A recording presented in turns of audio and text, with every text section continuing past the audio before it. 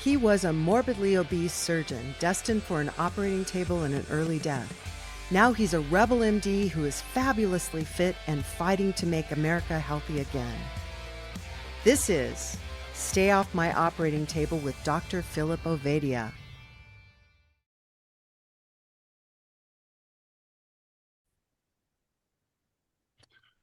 Welcome back to Stay Off My Operating Table with Dr. Philip Ovadia. Today we're going to talk to the future. We're literally talking to the future. Our guest is Martin Silva, who is somewhere on the other side of the planet. Where in Australia are you? I'm down here in Sydney, Australia. Okay. So it's bright and early here, 7 a.m. on a Wednesday morning. Like you say, we're ahead of you, a day ahead of you.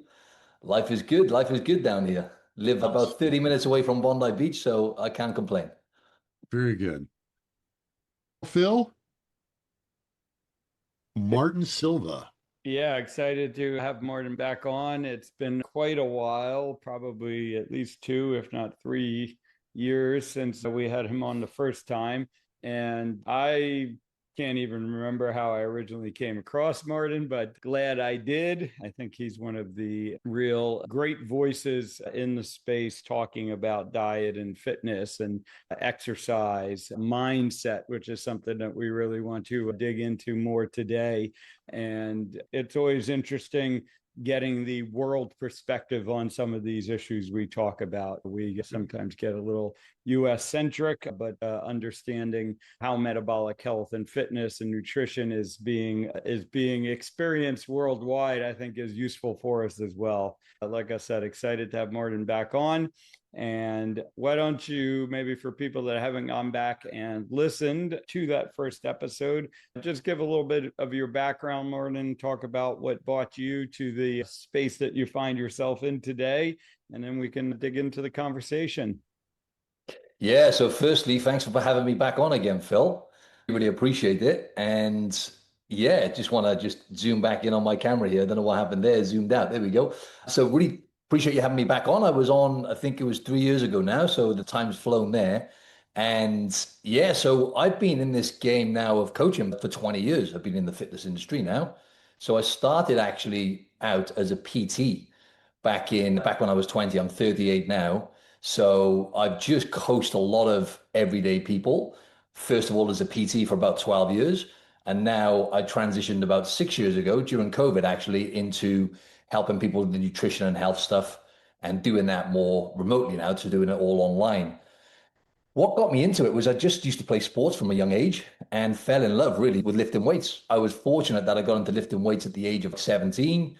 And I actually experienced a bereavement. Someone close to me died as well at the time. So it was actually, obviously, it was horrendous to go through that. But I channeled that energy then into the gym. And it was good timing for me because I was 17. Testosterone levels are naturally through the roof at that age. I noticed some results. And then because I played sport, I noticed it carried over into rugby because I'm from Wales originally in the UK. Moved to Australia like 9 years ago. So in Wales, rugby is our number one sport. And yeah, I just noticed that I got a lot of benefits from it. And that was the only thing I was really good at in school. It was just the active stuff. All the other stuff, I just kind of I didn't put much effort into school. And then I was just always passionate about sports. And then I got into training and just loved it. So yeah, the rest is history then really, but really a transition into my 20s and stuff. And then I got into the bodybuilding stuff, which I think we touched on last time, competing on stage as a natural bodybuilder, never took anything performance enhancing or anything like that. And then, yeah, just it really took me, we can touch on this as well, in terms of the nutrition piece, to kind of crack that code and get to a point where I was eating right and I wasn't kind of yo-yoing a little bit with my weight, which is what happened after competing and stuff, because it's not a healthy thing to do. And psychologically, it's not good because you're restricting so much and you're getting down to dangerously low body fat figures. After that, I had some battles with eating, essentially. It was emotional eating and all or nothing mentality with food. And I was fluctuating a lot with weekends. I know a lot of people can relate to this. And it's actually helped me be a better coach. So I'm glad this has happened because a lot of people will relate that actually on the weekends or social events or when stressful life events happen. We could say, for example, COVID, when that happened, right? That's when people fall apart with their kind of behaviors because We rely on food a lot. We turn to food. We escape with food. We've got more food available to us than any other time in human history. So that was my story, really. And then fast forward, I managed to fix that. It took me about 2 years to overcome that all or nothing mentality and the kind of, at times it was binge eating, but it was more just emotional eating, really, on the weekends. And then, yeah, fast forward to now, and really, I'm really thriving now. And I help people who are average age is probably 40 or just above 40. So my oldest client is like 67, youngest client is 29, but generally the average age is people in their 40s, men and women, who have a similar mindset to me as well, where it's kind of like the type A personality, the high achiever mindset, and they struggle again with those same things, with kind of like the all or nothing, and being able to maintain their body, to be able to make good decisions with food when they're traveling with work, because half of my clients are business owners as well, and traveling with work, busy events. A lot of them have kids, and being able to navigate those situations is what I think most people struggle with. And again, that comes down to the piece that Phil was talking about there, which was the mindset piece. But went off on a bit of a tangent there, but long story short, that's my story, and here we are today. I don't think we've had a chance to dig in. We've had a few people on the show who have backgrounds in competitive bodybuilding and fitness, but I don't think we ever really dug into talk about what that's, I guess, that's a lot about aesthetics, we'll say, right? It's all about the outward appearance, and maybe talk about how that might not be healthy on the inside.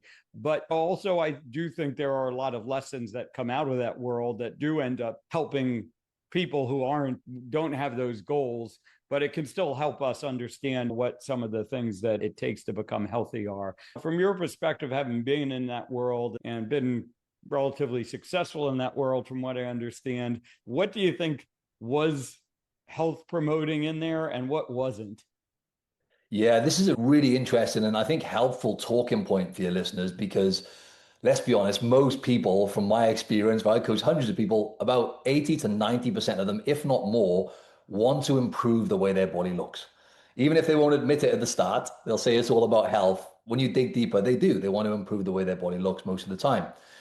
And I actually met, to give you an example, some of the people that I met in that world were the most imbalanced, unhealthy people that I'd ever met in my life.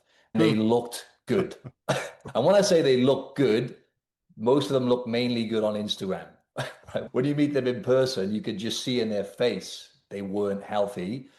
And I kind of fell into that camp a little bit as well, as I mentioned. And really, people were so obsessed. A lot of my kind of peers at the time in that world, people who used to compete, they were so obsessed with the food and with being lean that actually they sacrificed a lot of other stuff in their life to do that. And I talk about this triangle of awareness to clients. It's very simple for anyone listening. Imagine you've got a triangle. On each three corners of the triangle, you've got aesthetics on one, performance on one, longevity on the other. When you're getting on stage, you're going right to the other end of that triangle, which is aesthetics.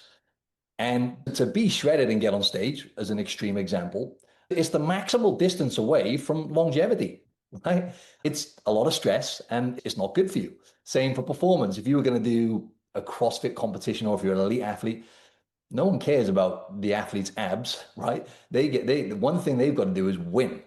So they've got to do everything they can to win. And that's different to aesthetics, because you're not going to be in a calorie deficit. You're not trying to get lean. Generally, you're going to be eating more.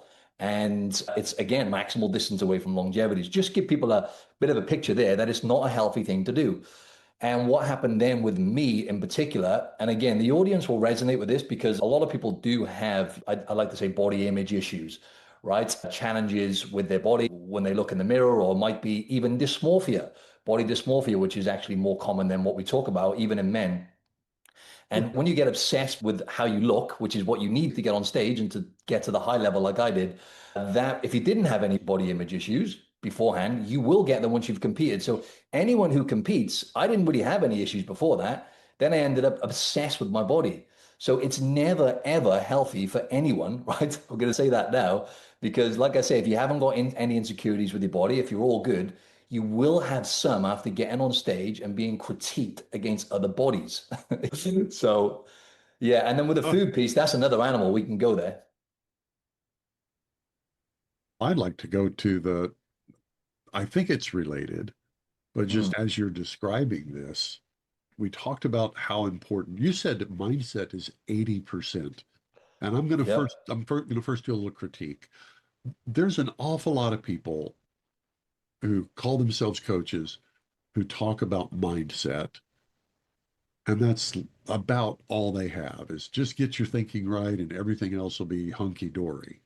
I'm just going That's to a good point. drop that in your lap and ask you to deal I with. like that. I like that because what mindset? It's so wishy-washy. When we say mindset, it doesn't really mean that much.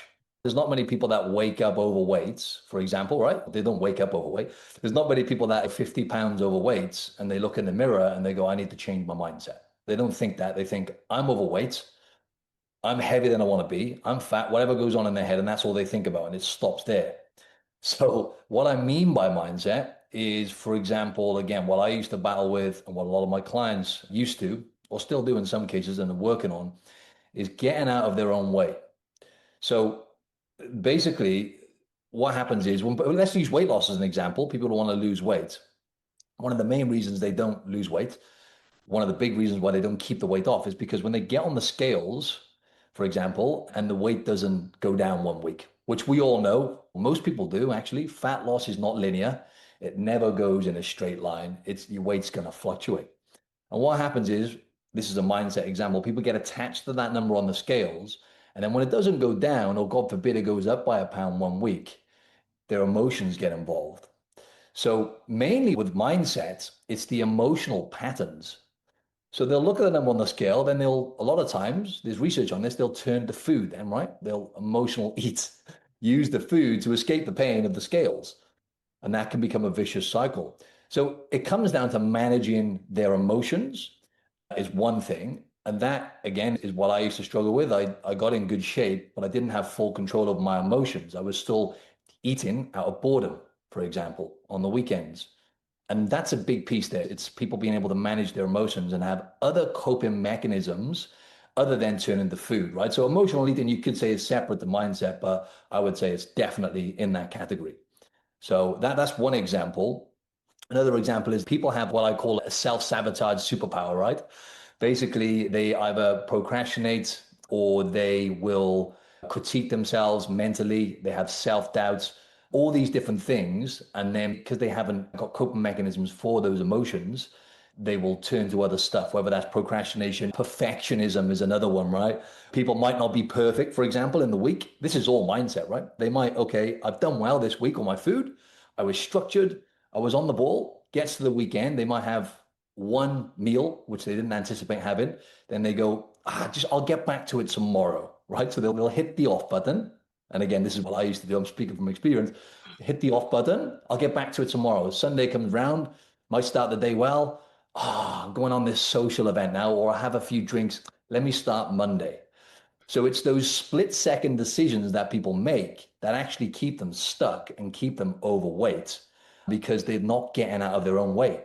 They're not, instead of having maybe they have the one meal and they go, okay, that's okay. I'm not going to be perfect. I'm going to just eat the next meal is going to be good and I'm going to get straight back to it. They hit the off button and they essentially end up just staying overweight, like I said. So that's all mindset related as well. That's like a self-sabotage mechanism because they're not perfect.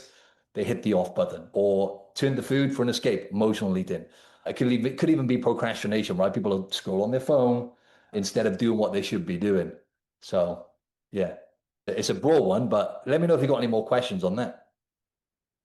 I'm just curious how you now, today, with that background, talk to people about what should be your goals around body composition, around muscle building. Where is that balance between the sort of over pursuit that you talked about, maybe goes into the fitness, the stage world versus what might be reasonable goals?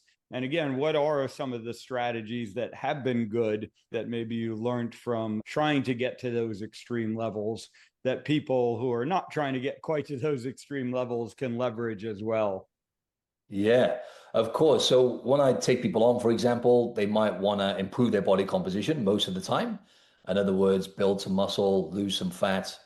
And the strategy looks, obviously, it's going to be nuanced in terms of the variables with each person, in terms of how we're going to integrate that and build the structure so they can stick to it. Because that's the main thing I'm looking at. We can go into all the science and everything else, but the main thing is I'm thinking, how can I make this person stick to this long term? So the first point, though, is obviously going to be the simple thing. If we go from a strategic level with nutrition, it's going to be protein intake. So, I mean, not everyone has to track their food, but most people, it is a good starting point. So most people I take on, I'll have them do that, even if it's for just a couple of weeks. It might be for the first month, it might be for the first 90 days. It depends on the person. The goal is obviously always to get them eating intuitively and not relying on an app to track their food. But they'll do that at the start and just make sure that they have an adequate protein.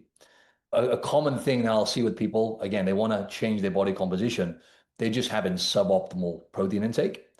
Particularly what I see with a lot of people is for breakfast, they might generally have a moderate amount for lunch. And then for dinner, that generally people have more generally. In the morning, they either skip breakfast because they're rushing around, or they just have extremely low protein breakfast, basically. And then what happens? They don't get enough protein in.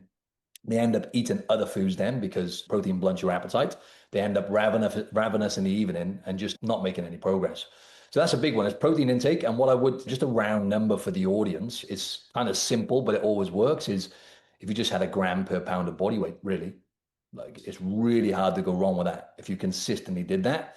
But then, as we touched on before, Phil, as well, it's the quality of food as well, right? Obviously, if you're getting protein through protein bars, right? A lot of people think, for example, protein bars, that's healthy. It's just marketing, right? It's basically, you're probably better off having a chocolate bar. You know what I mean? But so getting that through whole meats, good quality foods primarily, and the most nutrient dense foods, of course, which is animal based foods, is number one. But actually, the research is clear now on the percentage of protein as well. Is if you have, out of the calories that you eat, if you have like at least 30% of your calories from protein, and when you track, let's say you use MyFitnessPal or something, when you track your food, it'll pick up the percentages. It tells you 30% protein, 40% carbs. It shows that for you. If you consistently had over 30% of your calories, ideally 35 to 40%, if you really want to get lean faster and stay lean, you won't go wrong. You'll just eat less and you'll lose weight. It's pretty simple. But yeah, gram per pound of body weight is what I like to get people to. Ideally, most people, it's very simple. Yeah, so that's the first one, body composition. Then obviously the strength training as well then. So I know we touched on this before, but a lot of people, this is very nuanced. I think people overlook the training stimulus piece. People go, oh, it's 90% nutrition or 80% nutrition. I actually disagree with that. The nutrition piece is very important. And without throwing percentages out there, the training piece, having them do strength training appropriately for their body, is a big one, especially as we get older. I think a lot of people fall into the trap of trying to do what they did in their 20s when they're 40 plus training wise. And it just does not work. Even me at 38, I can't do anything near that I used to do at 28 and recover properly and actually even fit that into my life, that amount of training when you've got more responsibilities. It's just, that's a big trap people fall into as well. So that's a couple of big rocks there. And then obviously movement as well. Just, that's a big one.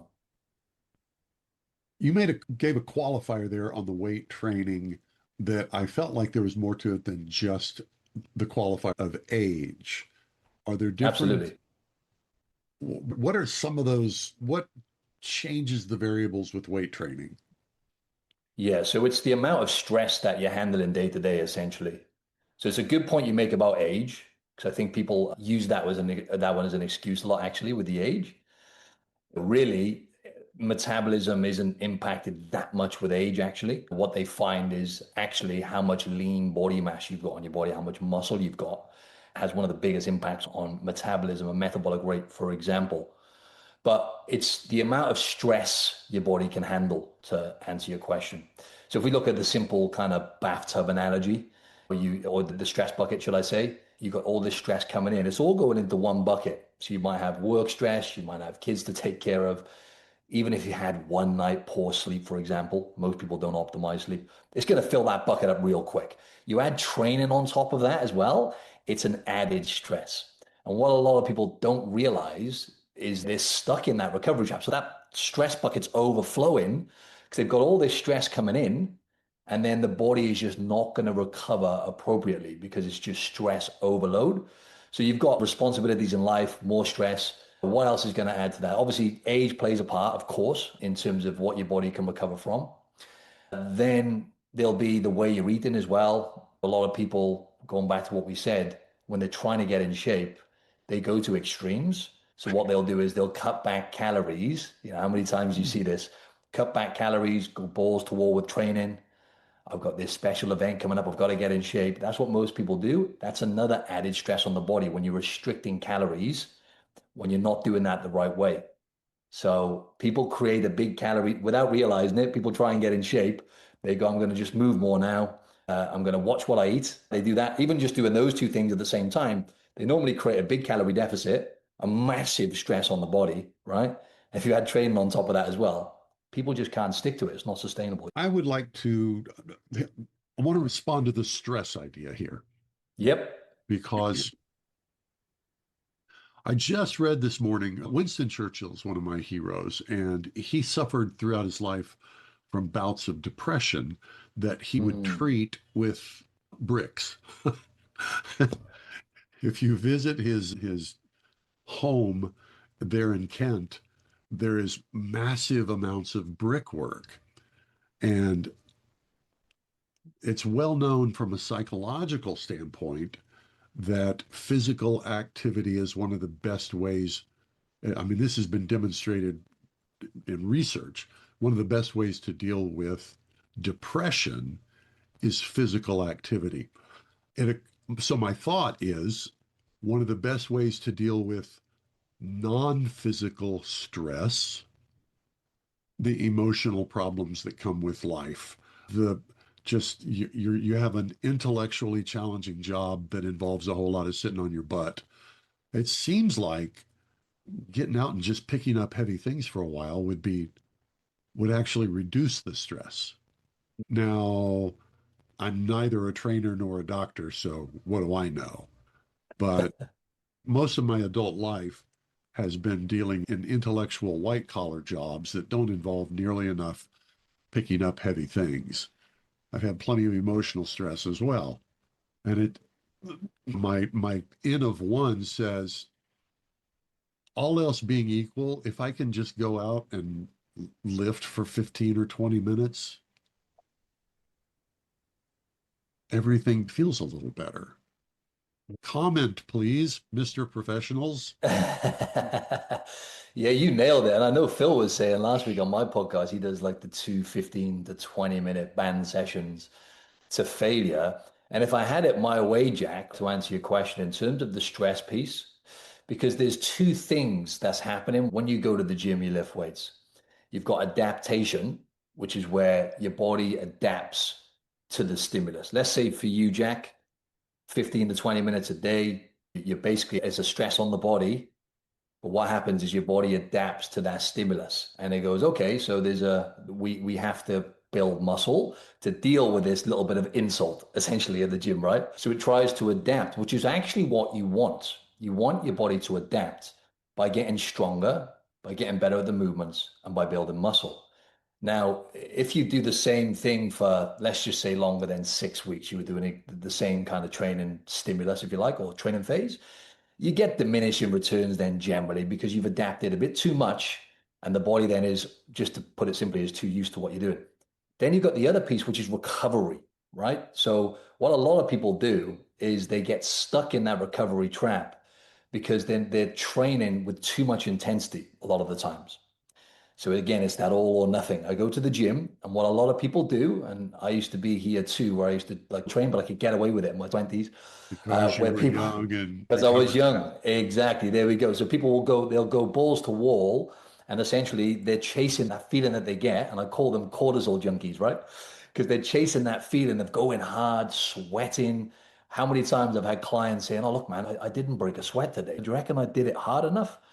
And it's not just about sweating, right? And no, that's fine you didn't sweat because the goal here is to lift heavier and get stronger and have enough rest in between your sets and do the 30 or 45-minute session or 1 hour session, wherever it is, not do more than that. People always want to add more and do more, but because they're chasing the feeling, they like the feeling when they're in there. But what that does then is that keeps them in that recovery zone. So it takes even if they're not necessarily, it's not always about being sore either after your workouts.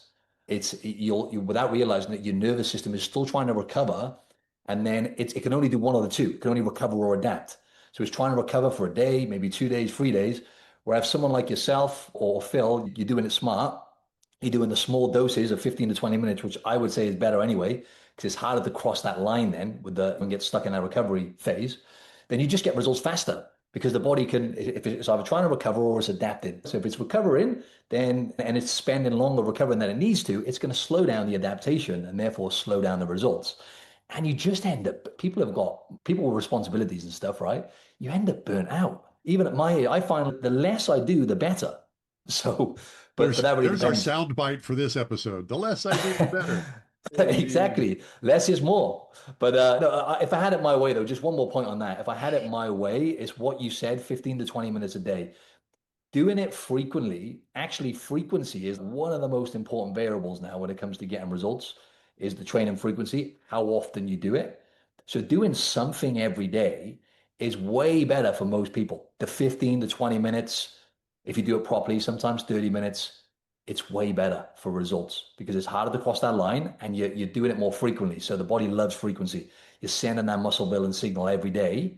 So most people get better results doing that, but it's really hard to actually get people to do that and stick to it. So I find, say, 3, 4 bodies a week for most people, maybe 45 minutes, an hour, generally is what most people will get better results from and stick to. Phil, what's been your experience? You've been moving to this Dr. Ben's band exercises here in the last couple of months where you were doing weight training with iron before. Have you noticed a difference in recovery? I think the pacing of doing it twice a week, right? And I do other stuff on the other days, but doing this specific protocol twice a week and being those short sessions, I haven't noticed any issues being able to recover, right? Being able to be ready for the next one. And that is different than what I see with a lot of people that are out there thinking, I got to be in the gym every day and I got to be really working at it every day. The magic happens during the recovery, right? We talk a lot about, or there's a lot of kind of science around, right? Most of our muscle building actually occurs while we're sleeping, for instance, and you need to get the stimulus in the gym, right? You're not just magically growing muscles when you sleep, but if you've had the proper stimulus at the doing your workout, you've given your body the inputs, right? The protein. When we sleep is when the body's able to bring that all together and say, okay, this is when we're making muscle. I agree on the importance of all of that. So what do you You do? nailed it. Yeah, the magic happens in the recovery. What do you do to optimize? I mean, your website is optimize your body. That's right. Optimize your Yeah. body. What do you do to optimize sleep? Oh, bloody hell, what don't I do? I do too much. I got the 8 sleep thing. I've got the Aura ring to track it, which does help. Obviously, the 8 sleep. By the way, why am I giving them adverts here? They should be paying you guys, man. What am I doing here? Anyway, 8 sleep is the thing you put on your mattress. It's like a cover that you put on there, and it cools the bed down. It's got the AI thing on there. Anyway, so I have that, which seems to help a little bit with my sleep, and I track it using the Aura Ring as well, just so I can be aware of it. So that's one thing that has actually been really helpful over the years. It was like maybe 5, 6 years ago where I started tracking my sleep. I started off with one of those Whoops, then I got the Aura Ring, and it just made me aware that actually when I thought I was getting maybe 8 hours sleep because let's say we'd go to sleep at 10, wake up at 6 a.m. But you don't realize until you track it that actually you're not sleeping for that whole time. So you wake up without realizing it because you're still semi-conscious. And I was like, oh, wow. So I'm actually awake for 45 minutes to an hour. So I'm actually getting 7 hours, some nights 6.5. So that simple thing there, what gets measured can get managed. That was really helpful for me. And also what I really picked up on with that was the food thing as well. It made me really tighten up on not eating even within 3 hours minimum before bed, but 4 hours is the sweet spot because I like to have quite a big meal in the evening. So giving it 4 hours for me before bed means I don't get my heart rate will go up and it would impact recovery. So that's a big one with the digestion piece. I just have a pretty good bedtime routine where I just no electronics at least an hour before bed, ideally 90 minutes. So I like the 3-2-1 method, which I talk to clients about, where it's no food at least 3 hours before bed, no fluid at least 2 hours before bed. 1 hour is normally suffice for people as well with that. And then no blue lights. So no phone, no laptop, ideally no Netflix at all, at least an hour before bed. So 3-2-1. So that's something I go by. But yeah, that bedtime routine is where most people fall down, because the cognitive stimulation before bed it seems to be the biggest thing that disrupts REM sleep and stuff. If you're on your phone, you're doing work stuff, especially stress related stuff, no good. So that's it really for me with the sleep. It's the awareness, the bedtime routine, and then just going to bed at roughly the same time. I think that regularity seems to be the most important thing. One of the most important things, going to bed at the same time. What do your clients most struggle with? What category of fitness problems do they struggle with the most? And I'm, Oh, I'm thinking about stress, sleep, food, exercise, and I don't know, there's probably one more. I'd say What are the biggest categories? you know what, the big one, which we haven't actually talked about, is environment. So if you look at social influence, I'll get into the client stuff, but basically, if you've got a friend who's obese, you've got give or take about a 50% higher chance of being obese yourself, right? Most people think the most dangerous room in your house is the bathroom, where you might slip and fall. But after decades of repairing hearts, I know the real crime scene is actually your kitchen table. It's where the slow motion heart attacks begin, one meal at a time. You've read my bestseller, Stay Off My Operating Table, and you know my mission. But now I'm going to the source. In my new book, Stay Off My Kitchen Table, we expose the metabolic evidence hiding in plain sight in your own pantry. Stop being a patient in waiting. Head to Amazon right now to pre-order Stay Off My Kitchen Table. Your heart and your future self will thank you. That social influence, we know who we're surrounded by. Even if you've got a friend of a friend who's obese, you've got a 20% higher chance of being obese yourself, right? So that's the biggest one of the biggest challenges for my clients is what they've got going on at home, their circle. We have our community, which helps them a lot, but their immediate circle that they live in every single day, for example, they might have, let's say they've got a partner who isn't necessarily on the same path with getting in shape or getting healthy and everything else. That can be a tough one to navigate there as well, because then they constantly have got the temptation of different foods or the social events to compete with. And I always say to clients, it's way easier to avoid temptation than it is to resist temptation. Willpower cannot be relied on. All right. No one gets super healthy and in shape by relying on willpower. So that's the thing. And I explained to them on that note as well that where they fall down is they don't have a system in place. So I like to almost think of discipline as like a system.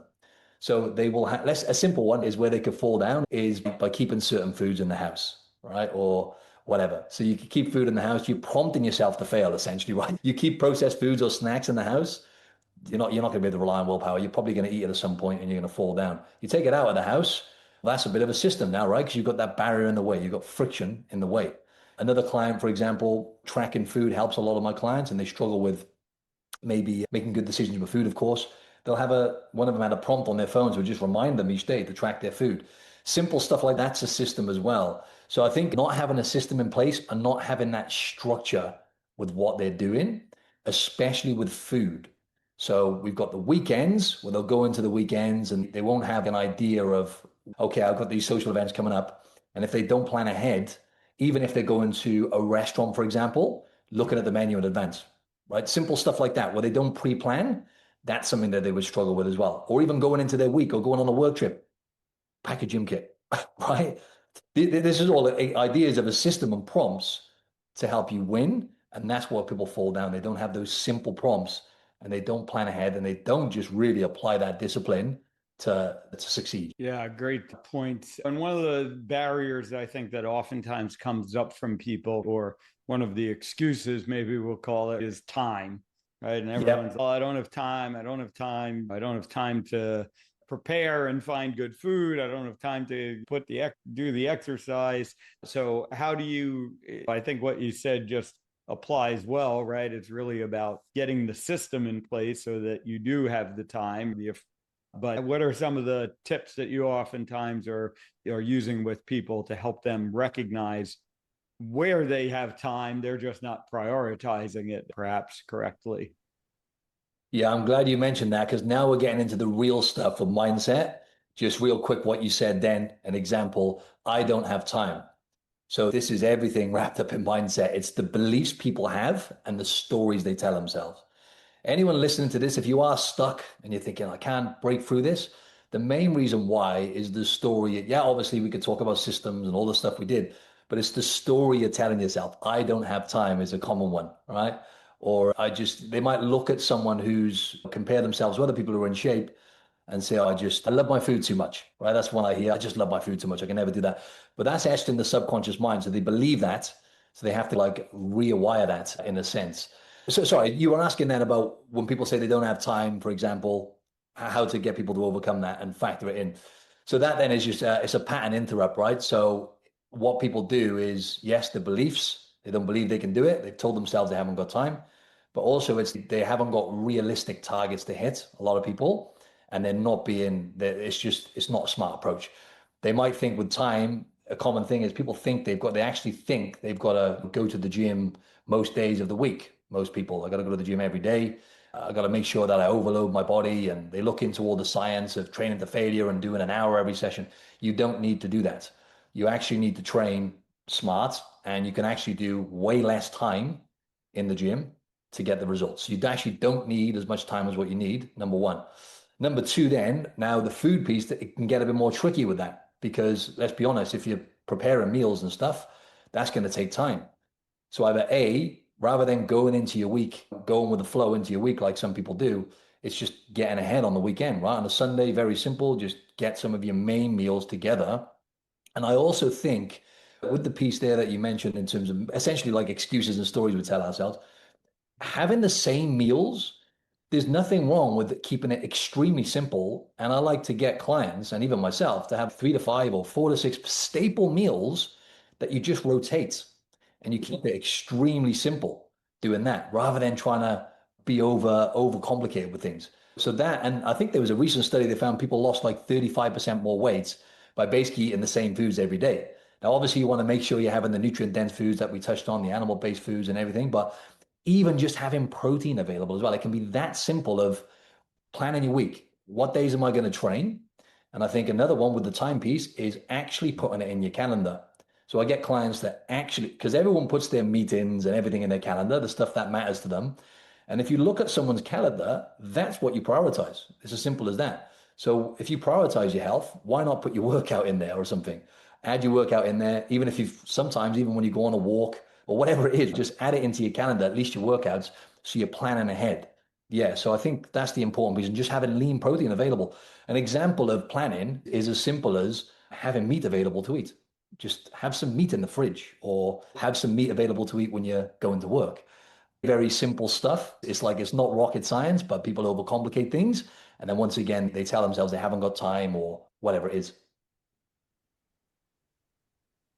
That makes me happy, makes me feel good, simply because for lunch today I had a cold leftover steak from last night.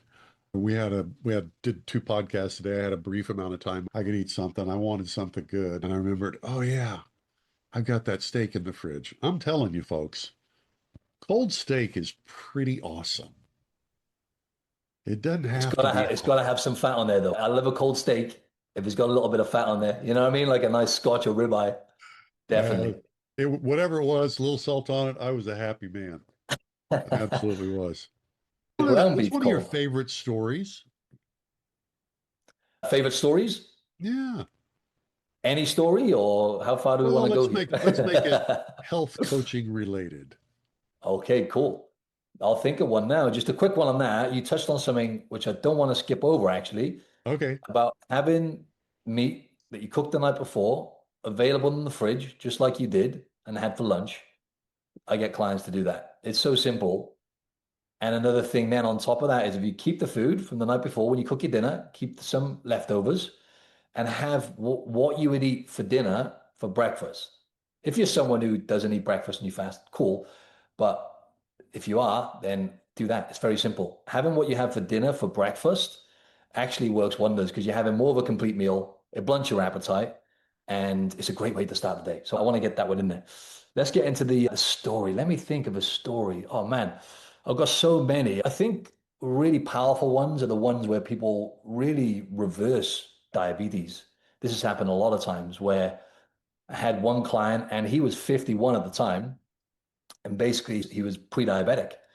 And within, I think it was 3 or 4 months, he completely reversed that. So he was completely out of the range. He dropped a pretty significant amount of visceral fat. And he was just blown away. He was just like, I can't believe how simple that was. And in his defense, he was someone who was already disciplined with training. So he trained for years, lifting weights. So he had that piece covered. But it was like, okay, let's just dial in the nutrition once again. He was under eating protein, overeating sugar, and just overeating food in general.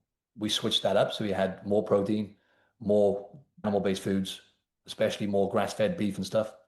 And he walked a little bit more. I actually got him to do, believe it or not, might be count a bit of a weird one. What's it called? The controversial one. Got him doing less cardio.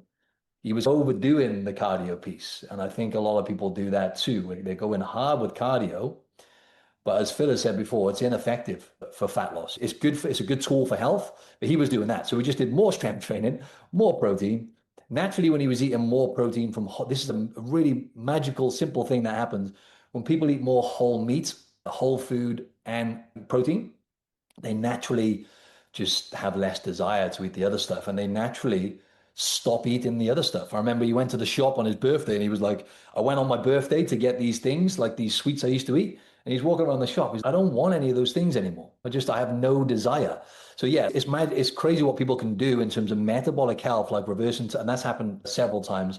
And there's loads more stories, even hypothyroidism as well. I had one girl do like reverse dieting, which is essentially just eating enough to build muscle. So actually building muscle, and she maintained her weight. Her weight went up a tiny bit actually. And within 4 months, she reversed hypothyroidism as well. So when you take the right approach and when you eat to build muscle and you make some other lifestyle changes and nutrition, of course, it's crazy what the body can do, what it can repair. Amazing. Phil, how long did it take you to lose that 100 pounds? Initially, it was probably close to 2 years, I would say, a year and a half, 2 years for the initial to come off. If you knew then what you know now, do you think it would have been faster or about the same? Honestly, I don't think it necessarily should be faster, right? I think what we oftentimes see is faster weight loss is usually less sustainable. Yeah. I would tell people if you have that much to lose, you should plan on it taking a while, because if you find some whatever it is that might make you lose it faster, you're probably not losing it in a healthy way, and it's not going to sustain. I think that would be advice that I would give. As we're wrapping up, I guess I'd love to hear from Martin what you're seeing over there in Australia in terms of the conversation around food and health. Here in the US, we've had a renaissance, we'll call it, right? We got a new food pyramid. It's in the conversation now, health and wellness. I think it's in the societal conversation. And while I have I would say, cautious optimism that we're really going to be able to turn the ship around, and I'm just wondering what you're seeing in Australia around that.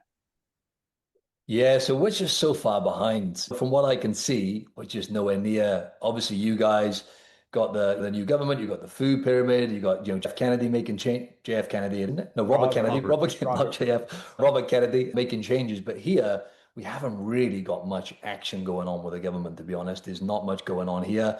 It's the usual stuff. Actually, people are definitely getting more overweight here for sure. And we're not on America's level, of course, with obesity, but we're not too far behind, I believe. So where I live in a little bubble here in the eastern suburbs of Sydney. So for anyone else, it's like where Bondi Beach is, right? The famous beach. And everyone here is crazy because you forget that you're living in the 1 to 5% of Earth. Because everyone here, when you walk around, are fit and healthy and in shape. So on a whole, we're way behind. We're not making much progress as far as the government goes. That being said, we have a lot of great podcasts. That's the great thing with the day and age we live in nowadays. We have a lot of great podcasts out there where people in Australia are tuning into from all over the world. We have some good Aussie podcasts here as well in the health space.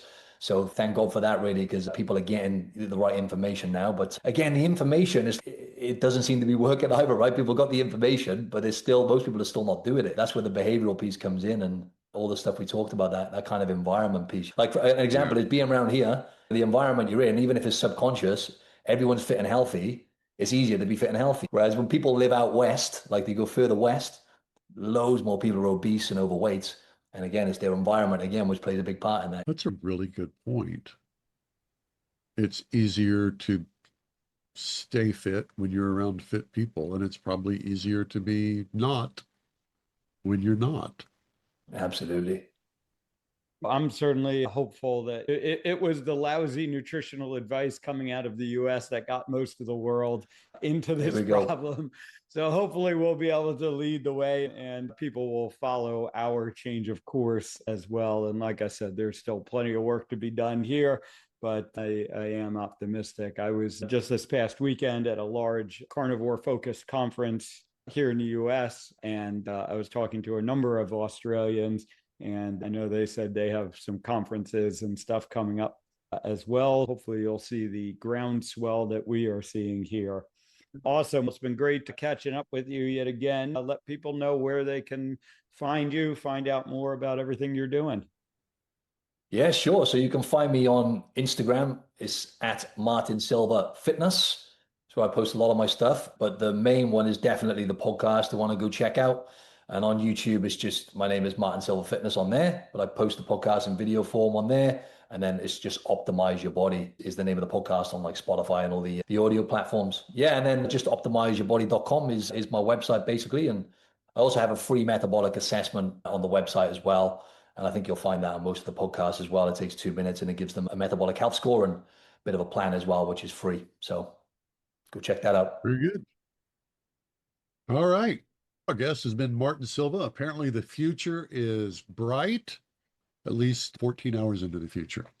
It is for bright. Dr. Philip Ovadia, this has been Stay Off My Operating Table. Thanks for joining us. We look forward to seeing you next time. Thanks for having me on again, guys. That was an absolute pleasure. Chances are you wouldn't be listening to this podcast if you didn't need to change your life and get healthier. So take action right now. Book a call with Dr. Ovadia's team. One small step in the right direction is all it takes to get started. Contact us at ifixhearts.com/talk. That's ifixhearts.com/talk.